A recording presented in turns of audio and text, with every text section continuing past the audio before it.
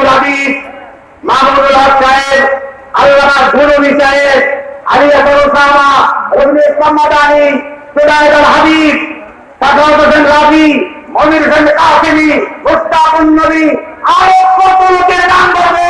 হাজার হাজার ওলামায়ে কেরামদের কণ্ঠ করে যারা রুদ্ধ করেছিল, আল্লাহ তাআলা তাকে তার কণ্ঠ রুদ্ধ করে সেই ভাষণ দেওয়ার সুযোগ দেন নাই। পারি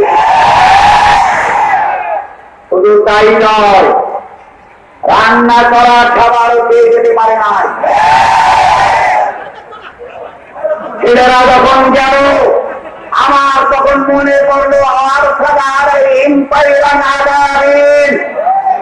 আল্লাহ তাআলা আব্রাহাকে ধ্বংস করার জন্য যেভাবে আবাবিল পাখি পাঠিয়েছিল, তেমনি ভাবে স্কুলের থেকে, কলেজ থেকে, মাদ্রাসা থেকে, চতুর্দিক থেকে আবাবিলের ফাঁস চলে গেছে সেই হাসিনা রাস্তার ঘরের দিকে। দিয়ে যখন তাকে পায় নাই, রাজে খুলে ও রাস্তা মুরগি রান চালিয়েছে, ওকে বাড়ি হাসি গুচ্ছা রেখে। উনি আবার বলতেছেন চট করে নাকি চলে আসবেন। চট করে নয়, দরজায় দিয়ে দরজায় তারপরে আসুন, তারপরে কি করেন ইনশাআল্লাহ। জনতা, আপনাদেরকে মনে রাখতে হবে, এই যে বিজয়, এটা অস্থায়ী বিজয়। এখন ইসলামের বিজয় হয়নি, চক্রান্ত শেষ হয়নি। আমাদেরকে ঐক্যবদ্ধের মাঝে রাখতে হবে। আপনারা দেখেছেন এখনো কোন ব্যক্তি ফরিদুদ্দিন মাতুদের পক্ষ নিচ্ছে, আবার কোন ব্যক্তি বাইতুল মুকাররমের মসজিদ দখল করার চেষ্টা করছে। পৃথিবীর ইতিহাসে এমন কোন নজির নাই যে সরকার পরিবর্তনের সাথে সাথে জাতীয় মসজিদে খতিব বাড়তে হয়। কিন্তু এমন দুর্ভাগ্যের জাতি, এই জাতির জাতীয় মসজিদের খতিবকে শেখ হাসিনার মতো নাস্তিকদের পাঁচটা গোলামি করে তাকে পাঠাতে হয়েছে। ভাইয়েরা আমার, এগুলো সবই আবার নতুন করে চক্রান্তে নীল নকশা হচ্ছে। যদি ঐক্যবদ্ধ না থাকা যায়, এর মধ্যে দালাল করে ফেলবে, তখন দেখবেন আগের বারে তো আমাদেরকে জেলখানা দিয়েছিল, এইবার আর জেলখানা দিবে না, এইবার পুরো পায়া দিয়ে সপ্তাহে পাঠিয়ে দেবে। তাহলে আমরা ভয় পাবো? কোরআন বলতে আম হাসিবতুম আন তাদখুলুল জান্নাহ ওয়ালাম্মা ইয়াতিকুম মাসালুল লাযীনা খালাউ মিন ক্বাবলিকুম মাসসাতহুমুল বাসাউ ওয়াদ-দাররাউ ওয়াযুলজিলু হাত্তা ইয়াকুলা আর-রাসূলু ওয়াল্লাযীনা আমানু মা'আহু মাতা নাসরুল্লাহ। আল্লাহ তাআলা বলছেন, তোমরা কি মনে করেছো এমনি কি জান্নাতে ঢুকে যাবে? ওয়ালাম্মা ইয়াতিকুম মাসালুল লাযীনা খালাউ মিন ক্বাবলিকুম, এখনো তোমাদের কাছে পৌঁছে নাই ওই সমস্ত বাধা, মুসিবত, বিপদ, আপদ যা এসেছিল তোমাদের আগের লোকদের প্রতি। মাসসাতহুমুল বাসাউ ওয়াদ-দাররাউ ওয়াযুলজিলু, কঠিন দুর্ভিক্ষ, বিপদ, আপদ, মুসিবত, দুশ্মনদের ঝড় তুফানের মতো আক্রমণ, এমনকি স্বয়ং রাসূল বলতে বাধ্য হয়েছিলেন মাতা নাসরুল্লাহ, আল্লাহ সাহায্য কবে আসবে। আল্লাহ নবী সাল্লাল্লাহু আলাইহি ওয়াসাল্লাম শুয়ে আছেন কাবার সামনে, সাহাবায়ে কেরামকে বলছেন, ইয়া রাসূলুল্লাহ তাদউল্লাহ লানা, আপনি একটু আমাদের জন্য দোয়া করবেন না, আমরা তো শেষ হয়ে যাচ্ছি।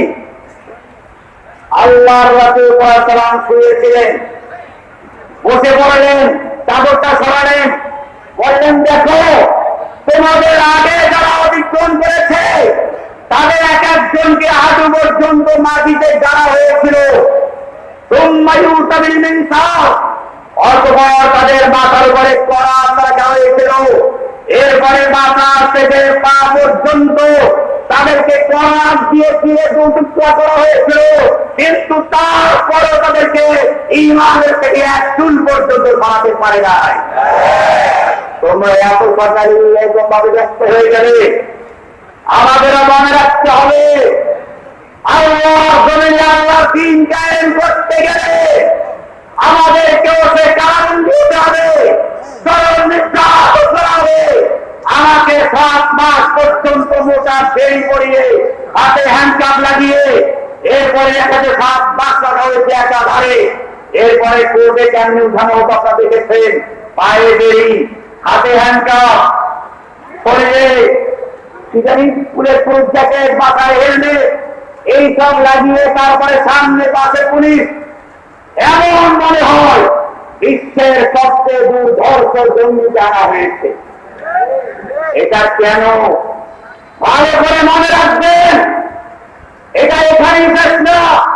যাদের মুসলিম যে চক্রান্ত আছে, ইসলামকে ঠেকাতে হলে আলেমদেরকে বিতর্কিত করতে হবে, জঙ্গি বানাতে হবে, অথবা নারীবাদী বানাতে হবে। তারই অংশ হিসেবে মামুনুল হক সাহেবকে স্ত্রীকে সেভাবে কেলেঙ্কারি দেখানো হবে, স্ত্রীকে দিয়ে এমনি ভাবে ভারতের নেতাদেরকে দুর্নীতি দিয়ে ধর্ষণ দেখা হচ্ছিল।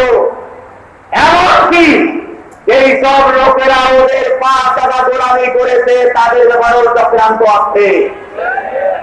কারণ দুশ্মন দেখে না মারনে ওরা দেখতে ही মরনে ওরা কোন হয়। আমি জেলে দীর্ঘদিন থাকার কারণে বাংলাদেশে ইসলামী দলের সব নেতাদের সঙ্গে আমার সাক্ষাৎ হয়েছে, কিছু মেহমানদারি করার সুযোগ পেয়েছি।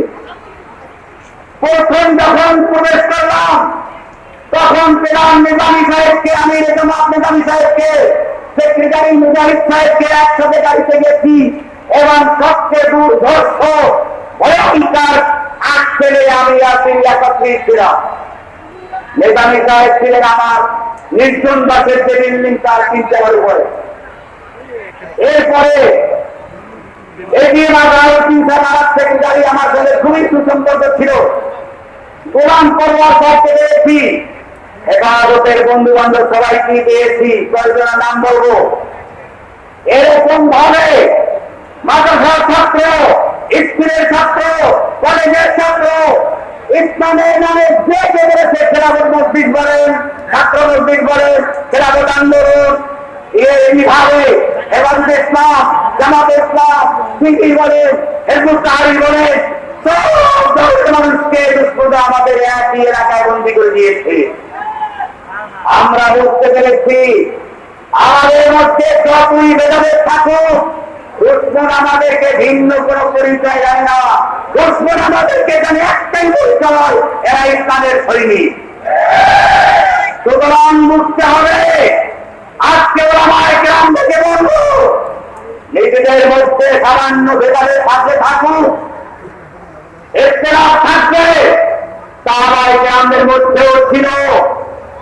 সেইগুলোর সুযোগ নিয়ে যদি কোনো বাকি রাখতে চায়, আমাদের মধ্যে বিভেদ সৃষ্টি করতে চায়, আমি আপনাদেরকে শোনাচ্ছি সেই আমাদের ফলক আমির মুআবিয়া রাদিয়াল্লাহু তাআলা আনহুর কাহিনী। আপনারা জানেন আলী রাদিয়াল্লাহু তাআলা আনহুর সঙ্গে আমির মুআবিয়া রাদিয়াল্লাহু তাআলা আনহুর বিরোধ ছিল, যুদ্ধ পর্যন্ত বেরিয়েছে। আমির মুআবিয়ার সঙ্গে আলী রাদিয়াল্লাহু তাআলা আনহুর যখন যুদ্ধ হচ্ছিল, এই সময় রোমের সম্রাট আলীর কাছে আমির মুআবিয়া রাদিয়াল্লাহু তাআলার কাছে পত্র লিখলো।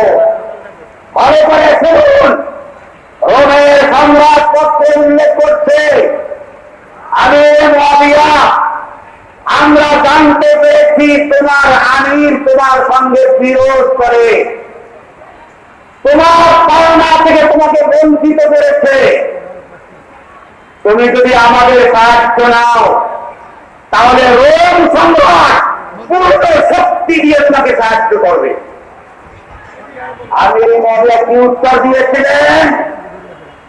তিনি কি গণজাগরণ মন থেকে উঠেছিলেন? ঘাতক তারাওদের মন থেকে উঠেছিলেন? আমির মুআবিয়া রাদিয়াল্লাহু তাআলা আনহু কি বলেছেন ভালো করে শুনুন।